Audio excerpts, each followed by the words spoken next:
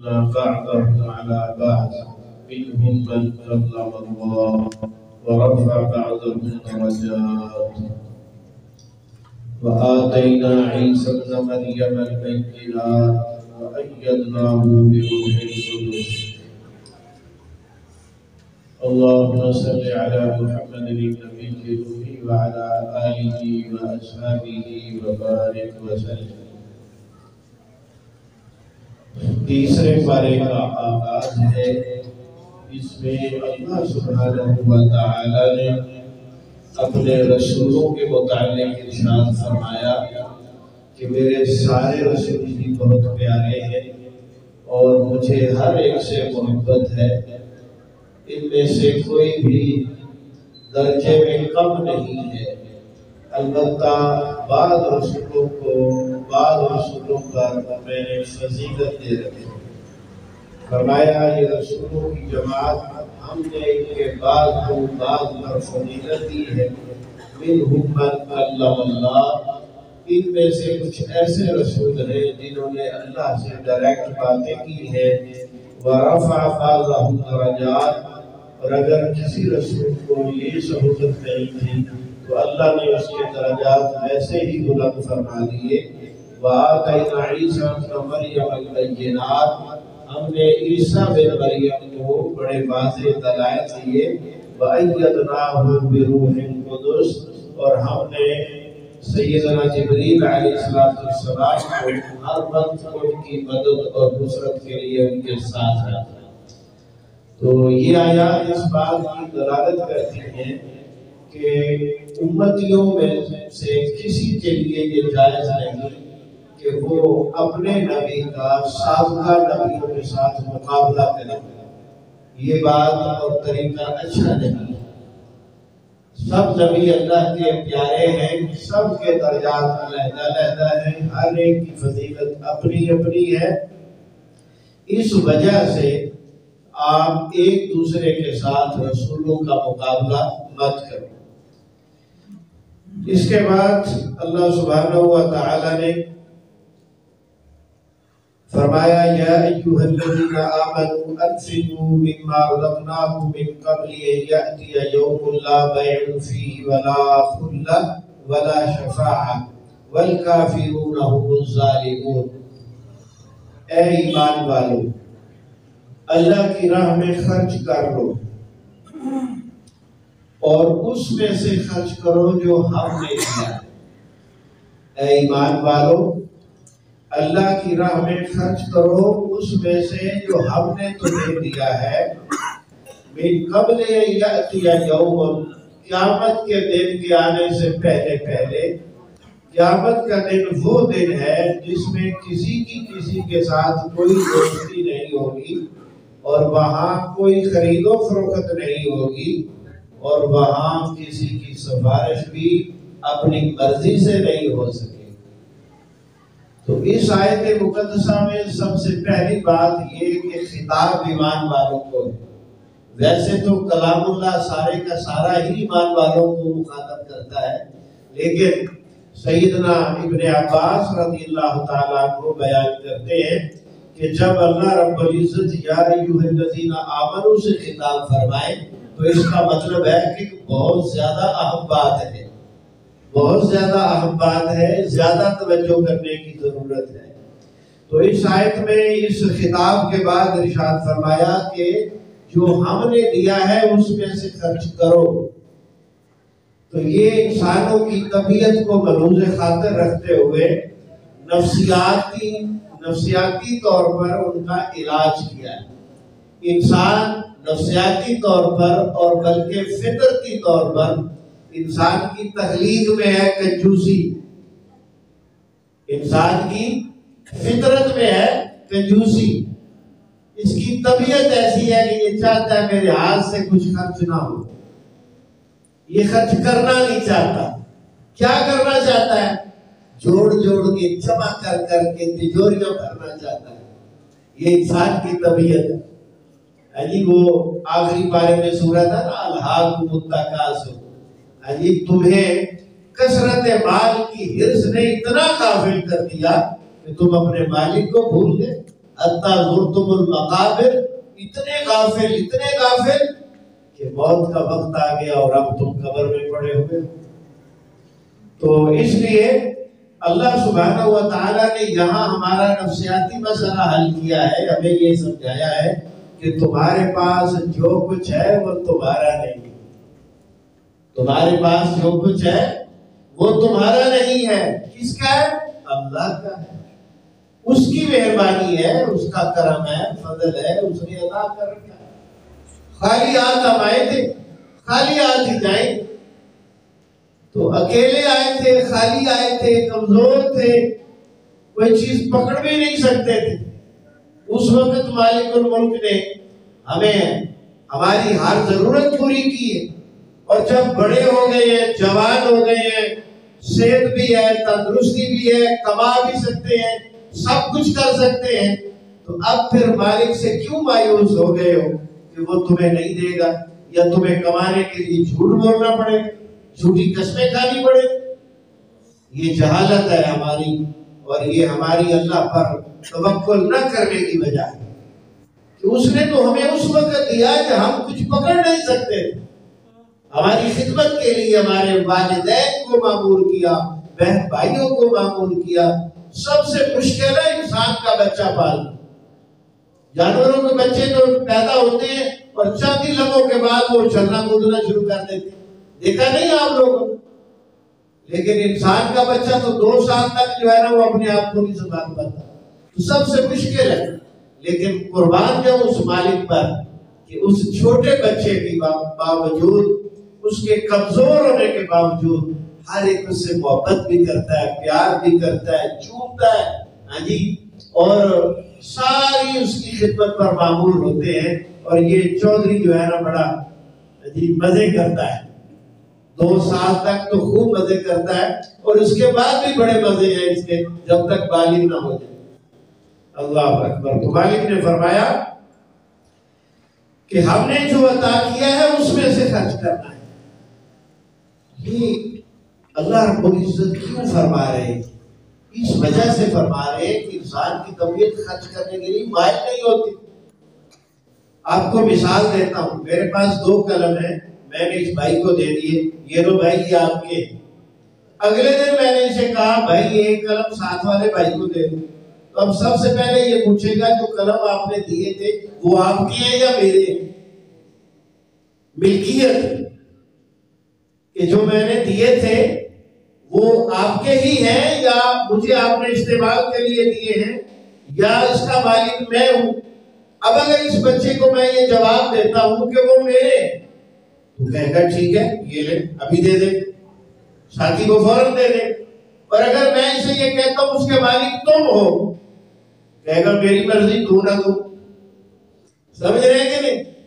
یہی معاملہ ہمارے ساتھ کہ ہمارے پاس جو کچھ ہے ہم اس کو اپنے آپ کے اس چیز کے مالک سمجھتے ہیں، اس لیے اپنی مرضی کے بغیر خرچ نہیں کرتے۔ تو مالک یہ سمجھا رہے ہیں تمہارا نہیں ہے میرا ہے، تمہارا نہیں ہے میرا ہے۔ تم کیا ہو؟ نبی علیہ السلام نے فرمایا تم ڈسٹریبیوٹر ہو۔ کیا فرمایا؟ تم ڈسٹریبیوٹر ہو، تقسیم کرنے والے ہو، بانٹنے والے ہو۔ نبی علیہ السلام نے فرمایا ترزقون بضعفائکم، تم اپنے یتیم، مسکین، غریب، کمزور لوگوں کی وجہ سے رزق دیے جاتے ہو۔ اے میں نہ چوڑا ہوں پھر بھی سارا میرا ہے جی۔ تمہاری رزق میں باقاعدہ یتیموں، مسکینوں، بیواگان، ضرورت مندوں کا حصہ ہے۔ تم بانٹنے والے ہو، تم تقسیم کرنے والے ہو۔ اور جب کوئی شخص اپنی ذمہ داری نہ نبھائے تو نتیجہ کیا ہوتا ہے؟ ڈسٹریبیوشن کینسل، پھر کوئی اور بن جائے گا، تم غریب ہو جاؤ گے، امیر کوئی اور ہو جائے گا۔ بات سمجھ آئی کہ نہیں آئی؟ اللہ دے رہا ہے تو اس کا مطلب ہے کہ وہ چاہتا ہے تم اسے بانٹو۔ ہم بانٹیں گے تو ڈسٹریبیوشن قائم ہے، نہیں بانٹیں گے تو پھر محلے میں غریب آدمی امیر ہو جائے گا اور تم غریب ہو جاؤ۔ وہ بانٹے گا اور وہ موج کرے گا، تم روپے کو ترسنا. سمجھ رہے کہ نہیں؟ یہ مسئلہ ہے. تو فرمایا کہ تم اسے خرچ کرو اس میں سے جو ہم نے دیا، اور اس سے پہلے کہ قیامت کا دن آ جائے. قیامت کے دن پیسہ نہیں چلنا، وہاں کرنسی بدل جاتی ہے. وہاں کی کرنسی کیا ہے؟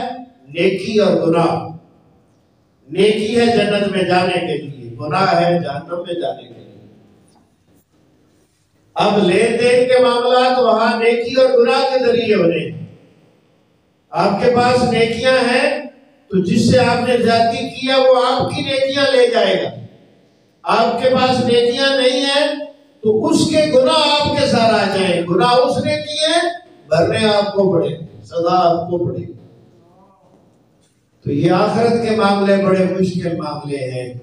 اس کے لیے ماہ رمضان میں سب سے بڑا کام یہی ہے کہ مالک سے معاف کروا لو پچھلے سارے کھاتے. جی مغفرت سب سے بڑا کام ہے رمضان. تو یہ قرآن کی تلاوت ہے، نماز کی ادائیگی ہے، اللہ کا ذکر ہے، توبہ ہے، استغفار ہے، رو رو کے معافی مانگے. نبی علیہ السلام فرماتے ہیں فَإِن لَمْ تَبْكُوا فَاتَّبَعْكُوا، اگر تمہیں رونا نہ آ رہا ہو تو پھر رونے والی شکل بنا لو. اللہ سے رو کر دعا مانگو. رونا نہیں آ رہا تو رونے والی شکل بنا لو تاکہ مالک کو تم پر ترس آ جائے اور وہ تمہیں معاف کر دے.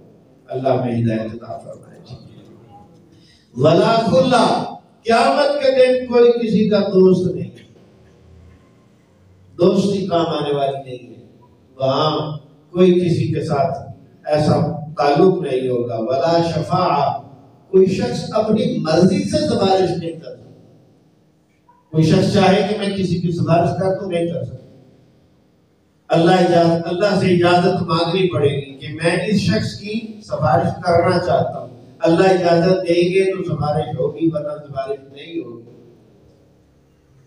تو یہ بڑے خطرناک معاملے ہیں. اللہ ہمیں اس کی طرف رہنمائی فرمائے اور ہمیں توفیق دے کہ ہم حق پر چلیں. اس کے بعد آیت نمبر 255 ہے جسے آیت الکرسی کہتے ہیں. یہ بڑی عظیم آیت ہے. یہ قرآن مجید کی آیات میں سے سب سے بڑی آیت ہے. ایک ہی آیت ہے اور سب سے بڑی آیت ہے. ایک بڑی آیت آیت الدین بھی ہے جس میں قرض کے لین دین کے معاملات ہیں، اور دوسری یہ بڑے والی ہے. یہ بڑی بابرکت آیت ہے. اس کے بارے میں نبی علیہ السلام ارشاد فرماتے ہیں کہ اگر تم اسے ہر نماز کے بعد پڑھتے ہو، صبح اور شام بھی پڑھتے ہو، ہر نماز کے بعد بھی صبح اور شام بھی پڑھتے ہو، تو جب تمہیں موت آئے گی تو تم ڈائریکٹ جنت میں جاؤ. تمہارے اور جنت کے بیچ میں صرف موت کا وقفہ ہے. تو یہ اس کی بہت بڑی فضیلت ہے آخرت کے اعتبار سے. اور دنیا کے اعتبار سے اس کی فضیلت یہ ہے کہ آپ اللہ کی حفاظت میں چلے جاتے ہیں. آپ کی حفاظت کے لیے نبی علیہ السلام نے فرمایا اللہ تعالیٰ ایک فرشتہ مقرر کر دیتے ہیں جو صبح سے لے کے شام تک آپ کی حفاظت کرتا ہے. اور شام کو جب آپ دوبارہ پڑھتے ہیں تو شام سے لے کر اگلے صبح تک فرشتہ دوبارہ دوسرا مقرر ہوتا ہے اور وہ آپ کی حفاظت کرتا ہے. تو یہ بہت بڑی بات ہے جو نبی علیہ السلام نے ہمیں بتائی ہے، اور اس کو پڑھنے کے بعد انسان کا نقصان نہیں ہو سکتا. اس کے ساتھ اگر آپ سورہ الاخلاص، قل اعوذ برب الفلق، قل هو اللہ احد، قل اعوذ برب الفلق، قل اعوذ برب الناس بھی پڑھیں تو ان کے اپنے فوائد. تو ہر قسم کے شر سے آپ محفوظ ہو جائیں، ہر قسم کے شر سے، بیماری سے، پریشانی سے آپ محفوظ ہو جائیں گے. حتیٰ کہ جادو بھی آپ پر اثر نہیں کرے گا اگر آپ یہ آخری 3 صورتیں باقاعدگی سے پڑھتے ہیں. اور اگر آپ نے کسی دن سستی کی تو پھر تقدیر کا قلم چل سکتا ہے. جس دن انسان پر کوئی تقدیر والی مصیبت آنی ہوتی ہے اس دن بندہ سستی کر جاتا ہے، وہ دعا ہی نہیں پڑھتا. نتیجے میں تقدیر کا قلم چل جاتا ہے اور بیماری پریشانی آ جاتی ہے۔ تو اس مسئلے میں صبح و شام کے اذکار میں خاص طور پر آیت الکرسی، خاص طور پر آخری 3 صورتیں پڑھنے میں کبھی کوتاہی نہیں کرنی چاہیے۔ جی اس کو باقاعدہ طور پر جس طرح میڈیسن لیتے ہیں نا، جی شوگر کی دوائی لیتے ہیں، بلڈ پریشر کی دوائی لیتے ہیں، یا کسی اور بیماری کی باقاعدگی سے دوائی لیتے ہیں، تو یہ باقاعدہ دوائی لینے کی طرح صبح و شام اور ہر نماز کے بعد ان کو پڑھنا ہے۔ تھوڑا سا فرق یہ ہے کہ آیت الکرسی ہر نماز کے بعد 1 مرتبہ ہے، اور جو آخری 3 صورتیں ہیں اس کے 2 طریقے ہیں۔ ہر نماز کے بعد 1 دفعہ ہے، صبح و شام 3 دفعہ ہے۔ آخری 3 صورتیں ہر نماز کے بعد 1 دفعہ، صبح اور شام 3 دفعہ۔ تو اللہ ہمیں اس کی توفیق عطا فرمائے۔ تو اس کا میں موٹا ترجمہ آپ کو سنائے دیتا ہوں، یہ بڑی بابرکت آیت ہے۔ اللہ لا الہ الا ہوا، اللہ کے سوا کوئی معبود برحق نہیں۔ الحی القیوم، اللہ زندہ ہے، زندگی عطا کرنے والا ہے اور انسانوں کی زندگیوں کو قائم رکھنے والا ہے۔ القیوم خود قائم ہے اور پوری کائنات کو قائم رکھنے والا ہے۔ یہ دونوں اللہ کے خاص نام ہیں، ان دونوں ناموں کو اس میں اعظم کہتے ہیں، اور جس دعا میں آپ نے حی اور قیوم 2 نام اللہ کے پکار دیے وہ دعا لازمی قبول ہوتی ہے، یہ اس میں اعظم ہے۔ اس لیے دعا مانگتے ہیں یا حی یا قیوم برحمتک نستغیث، تو یہ اس میں اعظم اس میں آ گیا ہے، اب دعا لازمی قبول ہوگی۔ یہ بڑی خاص بات ہے، توجہ سے اس کو سنبھال لیں۔ لا تأخذہ سنۃ ولا نوم، وہ حی اور قیوم وہ ہے جسے نیند نہیں آتی، نیند نہ آنا تو جو ہے یہ دور کی بات ہے، اسے اونگ بھی نہیں آتی۔ اونگ کیا ہوتی ہے کہ آدمی سو نہیں رہا، کھڑا ہے، بیٹھا ہے، تھکاوٹ کی وجہ سے جھٹکا لگا، آنکھ بند ہوئی تھکاوٹ کی وجہ سے، تو وہ جھٹکے کو اونگ کہتے ہیں۔ تو مالک کو نیند کا یا اونگ کا جھٹکا بھی نہیں آتا، اتنی عظیم ذات ہے۔ اللہ اکبر۔ فرمایا لہو ما فی السماوات و ما فی الارض، آسمان اور زمین اس میں جو کچھ ہے وہ اللہ کا ہے۔ اور من ذا الذی یشفع عندہ الا باذنہ، کون ہے جو اس کے پاس سفارش کر سکے مگر اس کی اجازت کے بغیر؟ بغیر اجازت کے سفارش نہیں، کوئی بول ہی نہیں سکے گا، اس میں جرأت ہی نہیں ہوگی۔ اللہ کا روب بھی اتنا زیادہ ہوگا قیامت کے دن کہ بندہ جرأت کر سکتا ہی نہیں، اللہ سے اجازت مانگنی پڑے گی، کوئی بول نہیں سکے گا۔ یعلم ما بین ایدیہم وما خلفہم، تمہارے آگے کیا ہے، تمہارے پیچھے کیا ہے، تمہارے ساتھ کیا ہو رہا ہے، سب اللہ جانتے۔ ولا یحیطون بشیء من علمہ الا بما شاء، اللہ کے بارے میں انسان کسی علم کا احاطہ نہیں کر سکتے مگر وہ علم جو اللہ خود عطا کرتا ہے، بندے کو اس کا پتہ چلتا ہے۔ اللہ عطا نہ کرے تو بندہ بالکل خالی ہے۔ وسع کرسیہ السماوات والارض، اللہ کے عرش کے نیچے کرسی ہے، وہ کرسی 7 آسمانوں اور زمینوں سے بڑی ہے، وسیع ہے، کھلی۔ 7 آسمان اور زمین اس سے چھوٹے ہیں، یہ اس سے وسیع ہے۔ ولا یعودہ حفظہما، زمین و آسمانوں کی نگہبانی مالک کو تھکاتی نہیں ہے، وہ تھکتا نہیں۔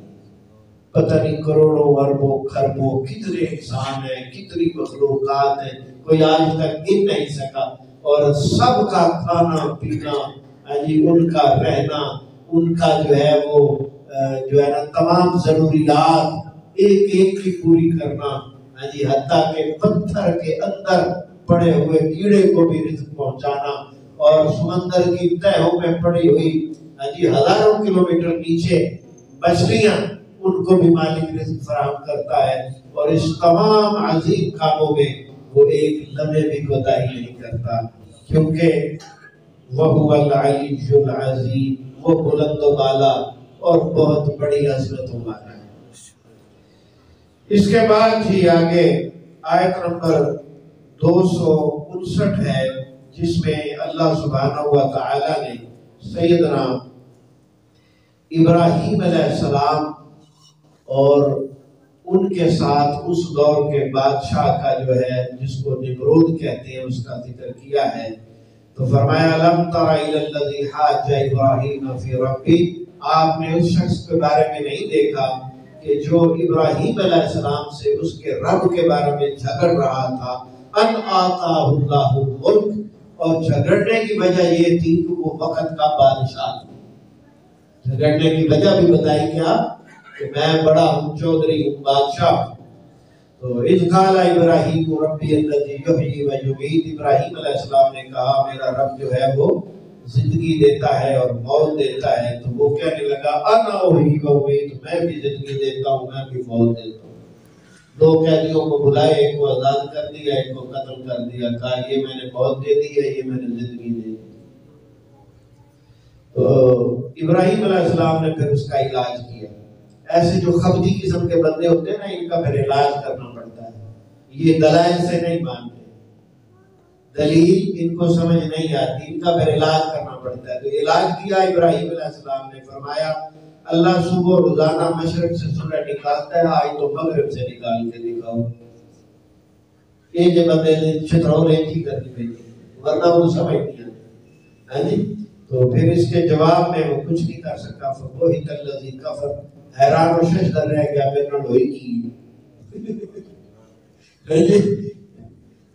فبہت الذی کفر، اس کا یہی معنی ہے کہ میرے نال ہوئی کی. اللہ اکبر. واللہ لا یہدی القوم الظالمین، اللہ ظالم قوم کو ہدایت نہیں دیتا. اس کے بعد واقعہ ہے سیدنا عزیر علیہ السلام کا. یہ اللہ کے بہت بڑے پیغمبر گزرے ہیں. وہ ایک سفر میں تھے، گدھے پر سوار تھے، کہیں جا رہے تھے، اور گدھے کے اوپر ان کا کھانا پینا بھی تھا، ضرورت کی چیزیں بھی تھیں. تو کسی جو ہے نا وہ بے آباد ویران بستی کے پاس سے گزرے. تو اس کی چھتیں گری ہوئی، دیواریں گری ہوئی. تو دیکھ کر کہنے لگے مالک ان کو تو کیسے آباد کرے گا. اللہ کو مخاطب کر کے کہتے ہیں مالک اس کو تو کیسے آباد کرے گا. تو اللہ تعالیٰ نے کہا اچھا پھر دکھاتا ہوں. وہی ان کو جو ہے موت دے دی اور سیدھا 100 سال موت دے دی. 100 سال کے بعد کھڑا کیا. ہاں بھائی اب دیکھو تم میں نے کیسے آباد کیا. وہ سارا علاقہ آباد ہو چکا تھا، اور ان کا جو گدھا تھا وہ بھی مر گیا تھا، اور کھانا پاس پڑا ہوا ہے، کھانا ٹھیک ٹھاک ہے، اور گدھے کی ہڈیاں پڑی ہوئی ہیں. گدھے کی ہڈیاں پڑی ہوئی ہیں اور کھانا ٹھیک ٹھاک ہے. تو مالک کی مرضی ہے نا. حالانکہ کھانا تو دوسرے دن خراب ہو جاتا، کھانا 100 سال خراب نہیں ہوا اور گدھے کا کچھ بچا نہیں، اور وہ بے باد علاقہ سارا آباد ہو گیا، سارا کچھ بدل گیا.